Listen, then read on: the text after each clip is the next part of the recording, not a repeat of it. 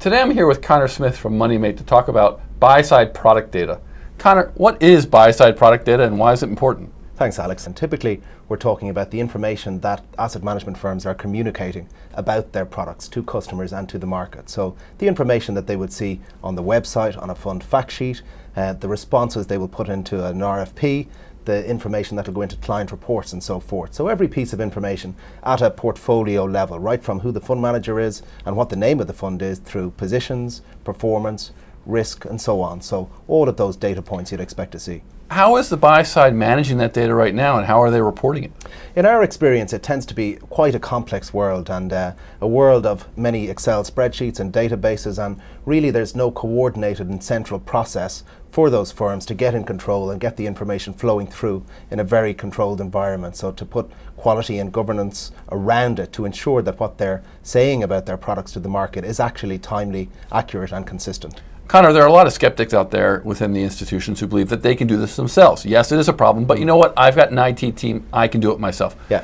What happens when institutions try this on their own? No, it's a good point, and I think a lot of them think they are doing it themselves, right? But it's not very controlled, is the point. And more often than not, we see that it's in the wrong area of the business. So a good example is a firm we work with where within the marketing team, they were dragging all this information from all the various data sources. They were the ones that were expected to check the quality of the information. And then if a wrong Sharpe ratio went out in a fund fact sheet, the fund manager was screaming down the phone wondering, how did you let this go out? Whereas clearly marketing aren't going to know that one way or shouldn't have to know that one way or another. They also had a huge resource demand in order to do it. So for quality control around fund fact sheets, they had 20 folks working 24/7 for the 6 weeks after every quarter end, just printing out fact sheets and highlighting any differences from the previous quarter to try and catch problems that way. And an automated solution would reduce that resource requirement? We have that reduced down to 9 business days now, and it's half of an FTE looking at that from dashboards as opposed to everything. As opposed to working from spreadsheets and manual sort of data input and then backtracking all the data to its original source. So it's management by exception and where business rules have failed as opposed to checking every single line item. Why would buy-side managers be worried about this today? I mean, they've got enough on their plate worrying about all the other regulatory requirements. This doesn't seem to be a major push at the moment. What's changed to make this sort of an issue of growing importance? I think their clients are looking for a broader breadth of information on a more frequent basis, but also the clients are more educated today and they want to understand more about the funds they're invested in or they're thinking about investing in. And in order to do that, they need to see more information, not just what the returns were and who the fund manager is, but also they want to learn more about the products and to know that the information they're seeing is actually correct. What are people doing now in the marketplace? You talk about spreadsheets. I mean, what are the challenges with spreadsheets? I mean, it's worked for the last 30 years. Why can't it work for the next 30? Absolutely, it's worked, right? The problem is that it tends to be very siloed in its nature. So the fund fact sheet process will be pulling information at month or quarter end from different places quite chaotically. The website might have a wholly different process. People will be producing their own information to go out to the sales environment. RFP teams are taking data from different places. So very quickly you can imagine that there's potential for inconsistency and clearly that carries with it the risk of loss of business, but also reputational and brand damage and potential regulatory fines as well.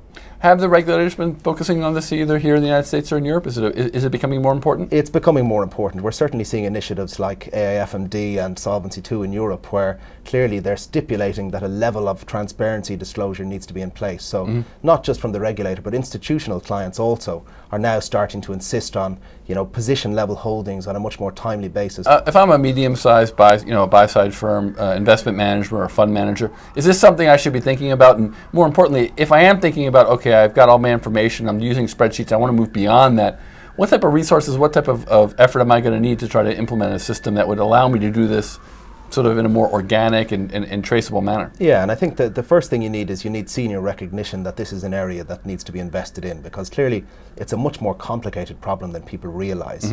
The nature of it is that, for a typical asset manager that we would work with, they're taking information from 50, 80, 100 sources just to get the information ending up on a fund fact sheet or a client report. And that's on a single fact sheet? That's on a single fact sheet, right? So you can imagine all of the array of information that comes from their fund accountant, for example, in terms of prices, distributions, holdings, and so on.